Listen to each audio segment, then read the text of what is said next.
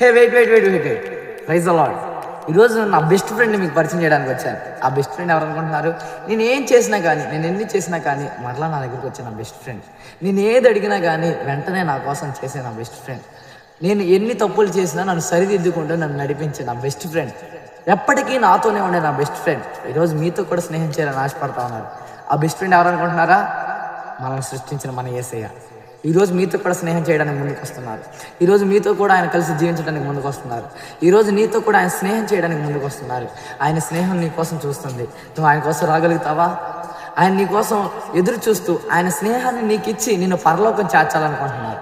ఆయన ఫ్రెండ్షిప్ నీకు ఇచ్చి పరమును చేర్చాలని ఆశపడతా ఉన్నారు. ఆ ఫ్రెండ్షిప్ కోసం వస్తావా?